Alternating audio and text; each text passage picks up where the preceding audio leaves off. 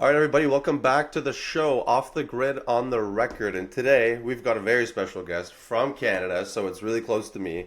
We've got David Hampton from Hey Solar joining us, a company that's making solar way more accessible for Canadian homeowners and businesses. What we're going to do today is we're going to dive into how they're helping people cut their bills, boost their home value, and tap into some pretty generous incentive programs, all while doing their part for the environment. So, David, thanks so much for being here. I'm really excited for this one. It really is close to home for me, so I really appreciate your time, and I'm really excited to get into some of your insights. So, how you doing today? Good, pleasure to be here, and happy to talk solar. So let's talk shop. Exactly. We're all excited. So, let's just start from the top, I guess. Can you tell us a little bit about Hey Solar and how it got started? So Hey Solar, it's kind of a rebirth from a an old consulting company that I used to have, Hampson Consulting, where I used to help other solar companies in terms of their design, financial modeling, project feasibility studies, and so on. That was something that I was fortunate enough to work not only in Canada but down in the US, Central America, over in Europe, and a couple of opportunities down like Australia, Oceania way, and whatnot. And yeah, ultimately it was a case of instead of working for the other solar companies, which I do as what I still do today. It was more so like, well, now let's help the homeowners do this, help them go solar, introduce them to rebates and incentives that they may not have heard of. In some cases, incentives and rebates tend to be just industry specific. So if you're not in those spheres, you just may not know about them, or you read about them in the newspaper, or where you get your news from, and depending on which way they lean, it's either going to be a positive thing or a negative thing, and that could be the challenge from the beginnings. So yeah, Hey Solar kind of came around earlier this year.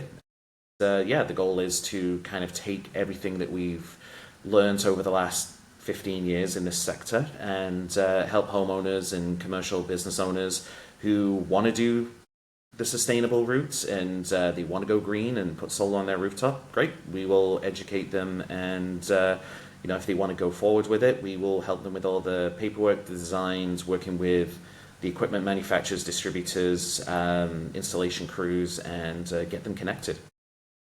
That's amazing. And I think that's a great point because your messaging across the website and online is, super clear. You're taking back control, Yes. and that seems to be at the heart of it. So, I mean, what does that mean for your customers in practice? I think it's a case of, to not sound like the doom and gloom. It's everything's going up. Cost of living's going up. Groceries and your mortgage rates and stuff like that. What is one thing that you can do to take back control of things that are going up, such as hydro rates? They're going up regardless of whether whether there's a recession or whether there's booms and busts and whatnot. It's you can always count on hydro going up. So what can we do today that will help somebody 5, 10, 15, 20, 30 years down the line keep that rate of energy or that cost of electricity low, and down to, the word I'm looking for, it's keeps it consistent, and again, they're going to be paying 10, 12, 15 cents in 10, 15 years when the cost of hydro could be upwards of 30, 40 cents at that point. Exactly.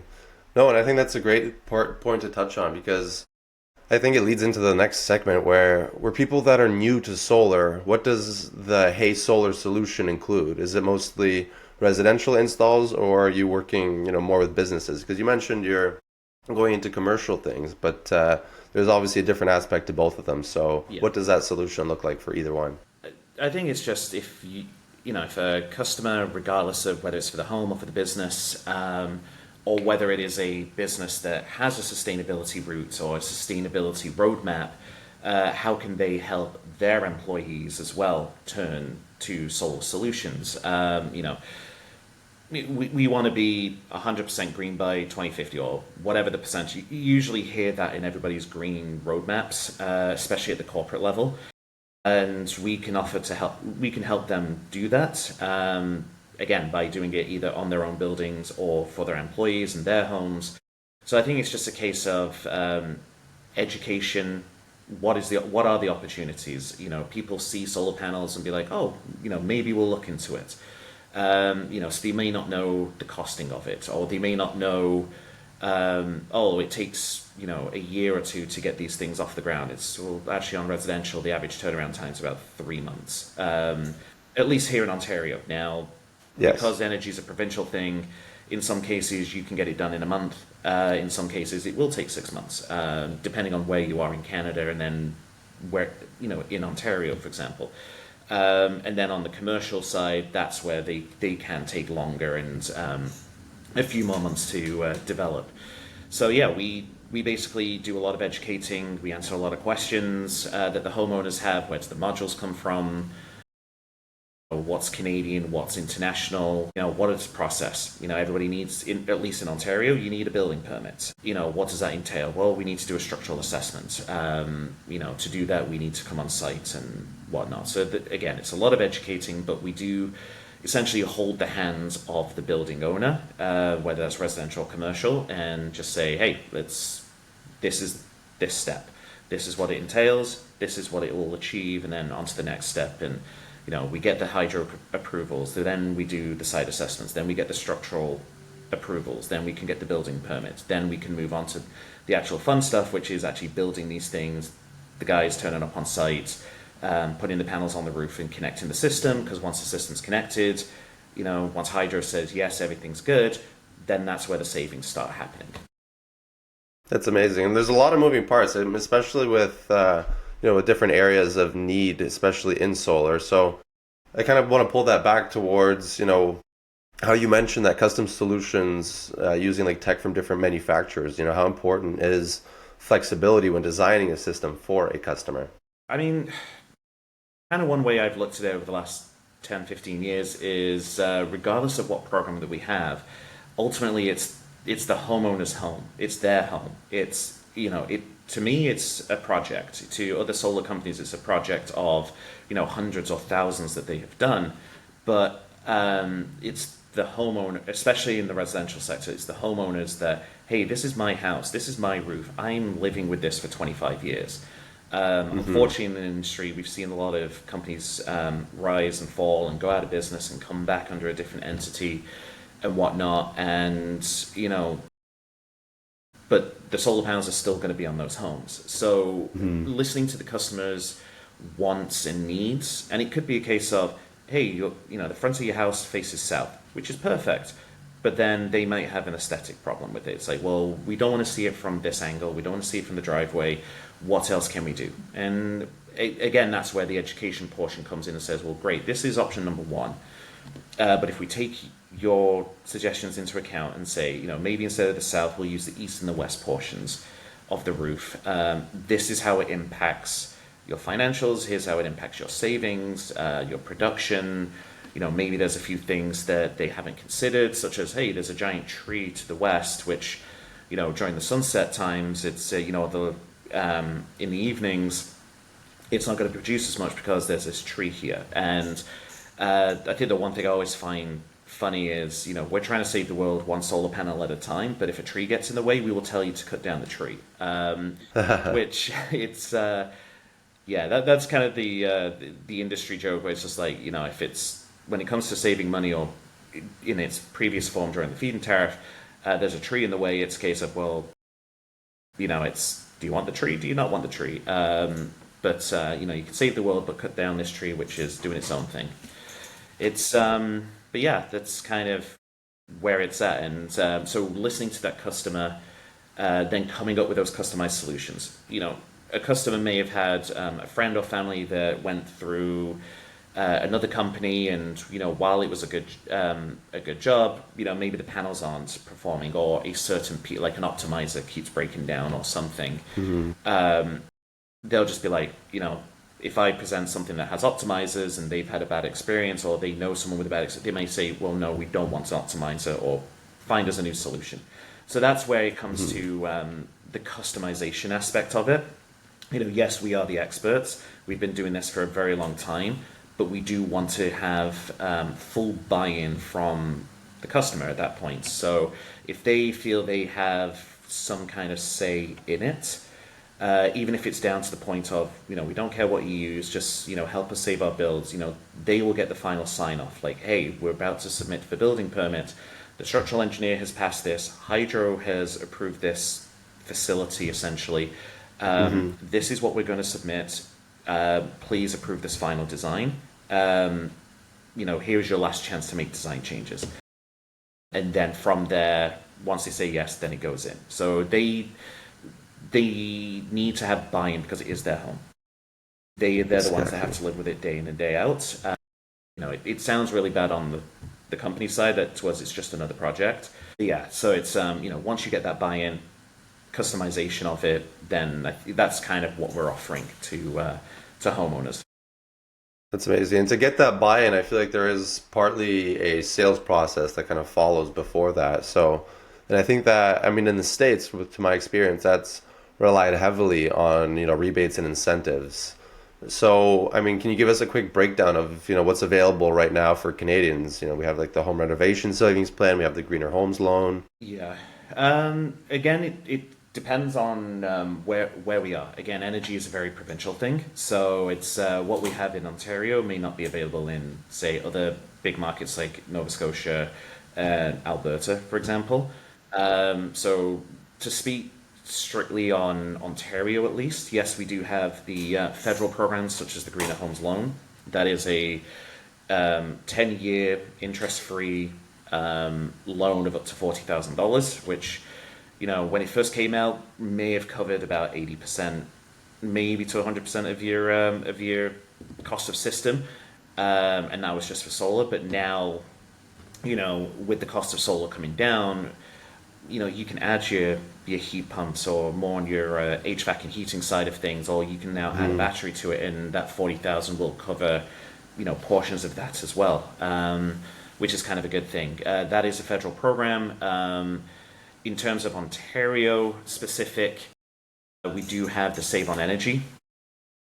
You can get up to 5,000 on solar, and then it's $300 per kilowatt on the battery side of things, up to 5,000. So up to $10,000 for that.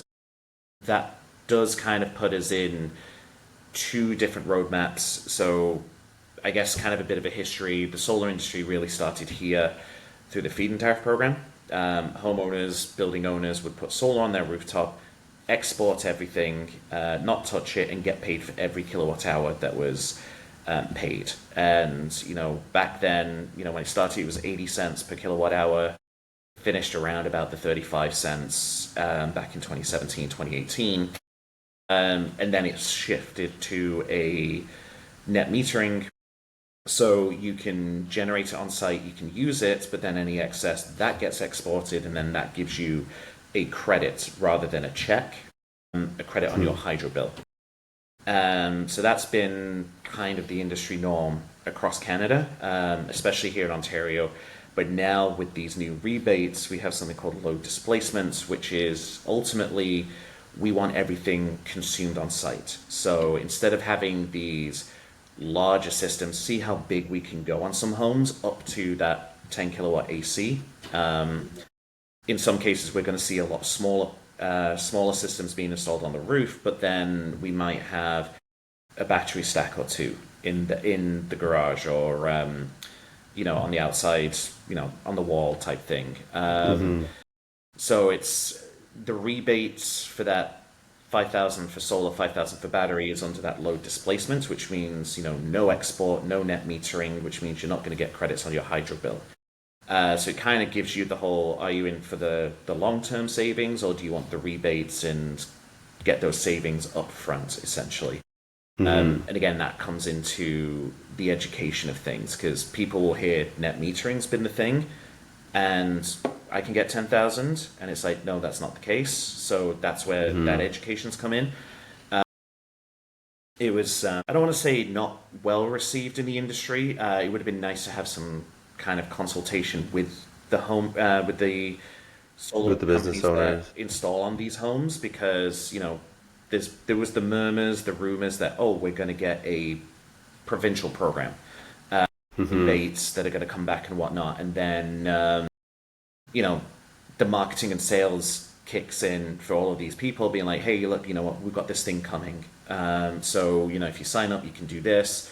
It'll be, something on the solar, something on batteries. It's going to be this. And then kind of we got the sneak peek of it. And then we started realizing that it wasn't inclusive of net metering. So then, unfortunately, when you go back and explain it to people and show the financials and the returns, a lot of people were just like, it's not as attractive as what we were selling, essentially, and we being the industry. So a lot of projects unfortunately fell through because of that change and that shift. So it's but those are available. So if load displacement makes more financial sense for that person, then yeah, we will help them go through that. And here's where you go for the grants. Here's where you go for the applications. If you need the technical information, we will provide that, et cetera, et cetera. But it's it's you get those up front, whereas with net metering, it's the savings that accumulate and snowball over time. Hmm. Yeah. That's a big component of also like that initial investment. But you've also mentioned a 6.8% average home value increase from solar installs. So how do you Yeah. see solar changing at the real estate conversation in Canada? I think I'm a little bit biased in this sense because, like, if I was, um, out buying a home, for example, and you get, let's say we get a semi-detached property, they're two identical properties, one has solar on it, one does not. Again, I'm kind of biased in this sense, but like I would lean towards the one with solar on there. If I know there is a feed-in tariff contract or if there's a net metering contract on there, I know, oh, here's an added benefit. So with that, there was a study, and I think with a more mature market down in the US, this is where you're starting to see those numbers. About 5, 10 years ago, we were saying, you know, back then it was about $5 a watt increase to the property value. So you had a 10 kilowatt system, that's $50,000 increase to the value of the home, or at least that's what properties were selling for. They were, compared to their non-solarized counterparts, essentially. And then, this was a study, I forget exactly when it was done. It was fairly recent, where they analyzed, hundreds of homes and then found their non-solarized counterparts and found that, hey, property values actually increased by an average of 6.8%. Now, it doesn't go into like all the variables, and there will be some variables that you can't control and whatnot. So it is something that if somebody is interested in adding value to their home, like upgrade your kitchen, upgrade the bathrooms, put a swimming pool in or something. This is something where hey, we can put something on your roof, and it could potentially increase the value of your home. It increases the likelihood that because you can sell it as, hey, look, this comes with solar, but therefore hydro rates are going to be lower because of this. So it's that's kind of where that kind of comes from. But if you're somebody that's not necessarily interested in the value of your home, or you're going to be staying there for 10, 15, 20 years, maybe that's not something that's as important to you. But it's when you're trying to educate, you're trying to cast the net out as wide as you can and be like, some people are financially motivated, some people are more sustainably minded or conscious, or some people are only going to be in their homes for 5, 10 years versus someone's found their forever home or something. So it's you just got to try and educate them and find a piece that will kind of hook them in, and then you can have those conversations. And if it's something they're interested in, okay, great, we now know when we're designing, this is what we're prioritizing. Hmm. Yeah. Oh, that's amazing. I think that's a great way to look at it because the prioritization aspect is something that a lot of businesses really do need to focus on. And especially with education, because like we talked about earlier, like there's not a lot of education out there. So in terms of not only just your sales process, but in your marketing, in your, lead generation ways, is it more so just attracting the client, or is it education based and really trying to kind of get the information out there before they make a decision? I think it depends on how we're going for it. It's you take a look at Meta, you take a look at Google, you're kind of restricted in what you say. Very similar to kind of like when you reach out to on LinkedIn, you're restricted to what you say, what you can say when you're introducing yourself. So it's kind of like that 60-second elevator pitch. Let's get all the good things in there that'll capture people's attention, and then once they're in, then it's a case of you have a pre-consultation. Hey, what brought you here? What are you thinking of? Do you want to save on your hydro bills? Do you want to save on, do you want to be more environmentally conscious and this and that? And then that becomes more the education piece. So I think it's a case of, here's what's available. It captures the attention, like, hey, you can get up to $10,000 back on your solar system through load displacement. And then that would be the education piece. It's not to try and mislead people, but it's a case of you kind of have to, it's the cards that you're dealt with in terms of marketing. But then in that case, you try and balance that out with, you try and balance out the Meta and the Google ads with education pieces. So, you go to heysolar.ca, there is a blog section where, if there's any industry updates that might be of interest to not just the industry, but to building and property owners and, homeowners, then that's something that we'll try and do and say, hey, what actually is the difference between net metering and load displacement? Is that somewhere where we can do a case study of either, here's a theoretical house, or, here's a project that we actually did. Here's the actuals from net metering versus here's the actuals from load displacement. Doing seminars, going to networking events, speaking to employers and their employees about these opportunities, and potentially developing an employee program within that organization. Doing podcasts such as this. This is an opportunity to, again, educate, and again, based on your audience, it's going to be either I'm going to be preaching to the choir.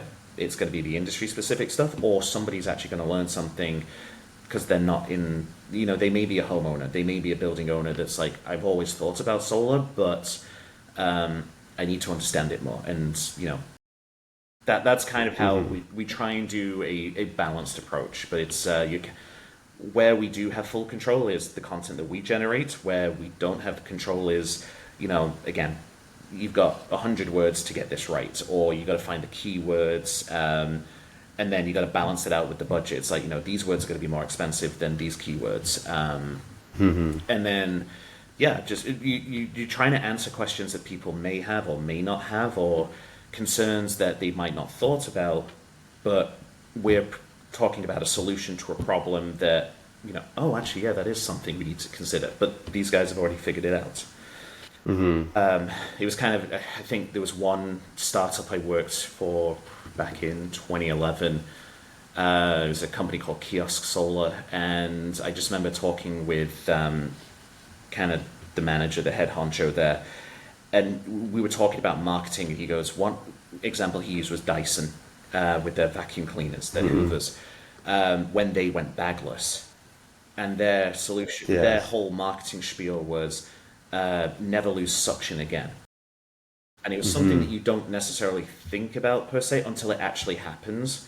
But if you can mitigate that risk by knowing that you're never going to lose suction again, well, I'm going to buy a Dyson Hoover, for example, rather than the competitor. So that's kind of where, that's the kind of marketing as well. It's like, here's an issue, hydro rate's going to go up regardless. Here's how you can mitigate that by going solar. Solar doesn't work at night. Well, you know what? If you charge up your batteries, you can use the batteries at night from the solar system that you've bought. And, from there, if people want to learn more about the opportunities, that's what, again, the customization piece comes in and goes, well, great. This is what we're seeing overall in the sector, but for your specific project, for your specific location, with the variables that you have, the trees around or the neighborhoods, whatever, here's what that equates to. Yeah. No, that's interesting. It's an interesting topic to talk about, especially because for myself, I come from a marketing background, so I get a little bit nerdy about a lot of these things. You touched on Meta and Google Ads, and are you currently running those for yourself? I'm looking into it. At the moment, I think, again, The low-hanging fruit is doing the blog posts, networking, going to these events, doing podcasts like this. It's not to say it's the lowest cost, but it's where I can be at least the most authentic. Again, it's the education pieces. So it's that's kind of the way I would prefer to do it. And then that way you might get fewer leads and fewer opportunities, but they're of higher quality. Exactly. Something that might happen. If you get someone through Google AdWords, that'll be a higher quality lead than somebody through Meta, because Meta is just something that's thrown up on Instagram, on Facebook in an ad form. Half the time people forget that they've done that for the 6 other solar adverts that they've seen for the other 6 other Ontario companies that were all fighting for that customer. So in some cases, you do get some salespeople that are just like, the quality of the leads aren't as good, but you get volume. So in that volume, Exactly. You're hoping that conversion rate will help you there versus, say, Google AdWords. It's more targeted. Somebody has specifically gone into Google, typed in solar installers, insert geography. And then that'll come up. And then based on, kind of like, again, based on the Google Analytics, it'll tell you, oh, look, Hey Solar's here, or, whoever else and whatnot. And then it's up to them. They can then go on the websites, they can fill out the contact forms. It's a lot more deliberate. They're already warm. They're interested in solar to the point where they've spent time and energy doing it. Versus, and again, they found your blog post. There's something in that blog post, or there's a point that, maybe they want to contest it. Or, it's like, hey, how can I, it says 6.8%, where do you get this information from? It's a lot more deliberate. And then, so again, through networking and, doing in-person, seminars and whatnot, it's, you can also build that rapport at the same time. It's somebody in person versus somebody over the phone. Fair enough. So yeah, so I guess kind of like the short answer is the focus is on the long form and the media that we can control versus the inconsistency and I guess there's too many variables in place for the Google and Meta. Exactly. I think it's true. It is it's dependent on where the business is in its stages and what exactly it's looking for. Obviously I've seen some great things happen with it, but we've also seen companies that maybe aren't ready for it yet. So there's definitely a way to look at it. But I guess moving forward, what excites you most about where the solar space is headed in Canada? It is a loaded question. It is, but I think it's one of those things that's kind of kept me in the industry for so long. A common theme you'll find with a lot of other people that you'll probably talk to at least in Ontario, is you'll hear the phrase solar coaster. Because we get Yes. the booms, we get the busts, and it's just the up and down, and every time there's a down, some people leave the industry, but then as it starts climbing, new players come in, and then you'll find you'll go to events and it's like, oh, people from 2008, 2009, 2010 are still operating around and whatnot, or some people that we all work together at one company are now at 3 different companies, and what we learned from that company we're all trying to implement at the 3 organizations that we're with. So it's kind of nice. And I think now it's the maturity of, instead of everybody's competing with everybody, everyone has found their niches within the sector. So from my experience, I kind of have a little bit of hand in everything, but ultimately, developing projects is more my niche. So I would maybe partner up with somebody whose niche is, well, we know how to do installs in 24 hours type thing. We specialize in commercial outfits of, this size and bigger, or this size and smaller. Hey, we're guys, we can cover the Northern Ontario, for example, or, we want to expand into Alberta, for example, we have contacts there that, that can help us kind of get a foot in the door and go there. So that kind of excites me. It's we're moving from this competing nature, nobody talks to each other, whatnot, to now we're having a very collaborative market. Everybody has their niches. Everybody's partnering up and collaborating, and everybody wins in that sense, rather than trying to do everything. And that can get very expensive. If you have a team that, if the leads are drying up, but you've got 6 installation crews, sooner or later you're going to run into issues of keeping them busy. That's right. And whatnot. So it also allows you to pivot and be flexible and a little more resilient when the industry does take a tank, or does take a downturn, and ultimately it'll pick up again. But I think that's kind of like on the relationship side of things. I think technology wise,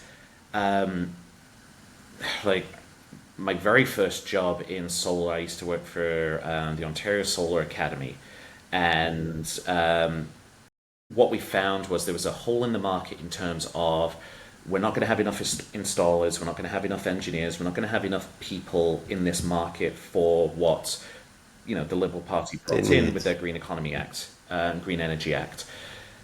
So my boss at the time was like, well, let's develop a private college. And so we did monthly seminars, essentially. So we did, 1 week of the month, we would fly a NABCEP certified trainer installer from California. At the time, there was maybe 7 people in all of Canada. Down in the US, there were thousands of them. So we would bring in this guy, Sean White, who would then run these weekly seminars, or this week-long seminar every month. And I was building these rooftops to do these dummy installations, or here's what we do on site and whatnot, and to do a site assessment. And I just remember bringing in these massive 3x5 solar panels, and they were 180 watts, 200 watts. Or we'd have a manufacturer come in and they would brag that in the same square footage, we can now get to 250 watts. Wow. Very smug look on their face. And now we've got 500, 600, 700 watt modules now. So, not only is the technology increased in efficiency, the use of the technology is making it more efficient. The prices are coming down. On top of that, now what we're seeing is new ways of deploying that solar technology. If your roof is 412, 312, or lower, a very shallow side, you can put solar panels on the north side of the roof, which is it was a very big no-no 10, 15 years ago, where we're just like, no, we need direct sunlight and it needs to face south. Well, no, not anymore. With the efficiencies, we can use areas of rooftops that we didn't think were possible, or we thought they were the return on the investment wasn't worth it. Now it is. You don't need direct sunlight now. You just need daylight. And then where that marketing comes in, and again, that misconception of you need direct sunlight and south-facing, well, the education piece now is, well, technology has progressed so much, you don't. You can use this. Exactly. You can use this, you can do this, and it'll only impact you, instead of a 35% reduction, it's now only going to be a 14% reduction, just, those kind of things. And, it then means, like, we're seeing projects like the West 5 location over in London, Ontario, where they're using solar panels as cladding. It's actually cheaper than traditional cladding, but now you have a dual purpose, which is it's generating electricity. Might not generate as much as its true potential because of its, it's perpendicular and, it's not exactly, primed for producing solar. But it's not optimized, yeah. If you just had cladding, it wasn't going to generate electricity anyway. Now you're getting a little bit of electricity, but also acts as cladding. So now we're seeing a lot of building integrated. You've probably seen it's all over LinkedIn and the tech magazines. We're now looking at solar glass, where, but we're getting to transparency levels of 97, 98, 99%, where you cannot tell, unless you look very closely, that there is actually a solar cell within that pane of glass. So again, that adds to the what ifs scenarios, and that's where innovation is going to come in. We can put solar panels on your roof, great. but we can also glaze your windows, especially the south-facing ones, and then that'll generate electricity. And because of the transparency rate of 97, 98, 99%, no one's going to tell. No one's going to know that it's actually a solar panel as well. So that technological strides coming in, new ways of measuring the data, optimizers, our sensors, batteries are getting more efficient and, cheaper as well. They're becoming, 5 years ago, we used to think, once we figured out batteries, that's the holy grail. That's the holy trinity: EVs, batteries, and solar panels. And they're getting better and more efficient and more cost effective. So I think there's a lot coming down the pipeline. I could probably spend another 2 episodes talking about just what's coming down the pipeline. 10 years ago, we were talking 3D printed biopolymer, like solar cells. That was something that was done over in Copenhagen at DTU. They were looking into 3D printed solar cells, and that was kind of a new wave of thin film technology. So there's a lot coming, a lot happening, and you can kind of see it 5, 10, 15 years from now. But once that comes in, like the realm of opportunity, like it just kind of, it becomes out of this world essentially. And I think that's what excites me the most, is to be like, maybe in 10, 15 years time, I could be like one of those guys where it's like, well, back in my day, solar panels were this and this, and now you can have them everywhere. It's kind of like our mobile phones. There were huge bricks, 20 years ago, and then now, there's more power in that than what sent NASA to the moon, for example. It's kind of crazy. It's ridiculous. It is. No, I think that's a great kind of, ending segment there. But I think the last thing is, if someone's listening and is interested, but on the fence, what's the best way for them to get started with Hey Solar? Give me a call. It's just reach out. We do have some information on the website on heysolar.ca, and if you do have questions, if you do want to know more about these opportunities, whether it is for you as a homeowner, for you, your business, for you're an employer who wants to do something for their employees, you want to do a sustainable road mapping, or you just want to know more about the industry, more about the sector, you want to get into the sector, just reach out. I've been very fortunate in my career to have had like 3 or 4 people that I've, since 2009, 2010, they took the time to answer all of my annoying questions, the constant requests for, hey, can we just grab a coffee, I need to pick your brain on something. And each of them have always had one person's take on it. It's just like, to always keep growing and always keep evolving. It's he kind of looked at it as from a personal development standpoint. Somebody gave me solar specific standpoint. Another person I remember was a client of mine when I was doing solar design, and ultimately he was like, hey, have you ever considered do this officially as a company, not just a friend to the company type thing. And plus, it looks better on the books if we paid a company, not just some random 20-something that does 3D designs on SketchUp, for example. It's and then that way you kind of look at financing and money and transactions, and what used to be maybe expensive, you could be like, well, actually now I can justify it because I can write it off and stuff like that. And then exactly. I've had one guy in the solar industry as well, who's just always, we met at a random networking event back in 2010, and since then he kind of planted the seed for Hey Solar. He has pointed me in the direction of projects and other companies that may need somebody with my particular skill sets. So I've kind of been fortunate in that sense, and I think now it's a case of paying it forward. If anybody wants to learn more about solar, whether it's, again, for their home, for a specific project, happy to talk to them about it. for students and young professionals or people that are looking to get into the sector, happy to have a conversation with them. If they're, say somebody's in BC or Alberta and they reach out and say, hey, we do this. Well, currently we're not in Alberta or BC just yet. Our main focus is Ontario, but happy to connect you with trusted partners and people that I've worked with and they do have a track record.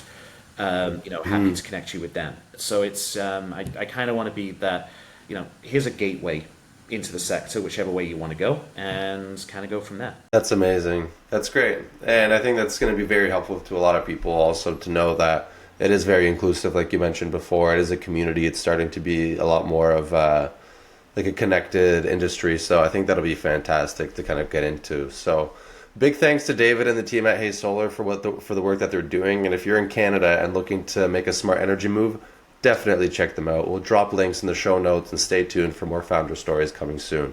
Thank you so much, David, for being on the show. We really appreciate it, and hopefully we'll have you on again sometime soon. Thank you. Yeah, can't wait. Perfect. Take care, everybody.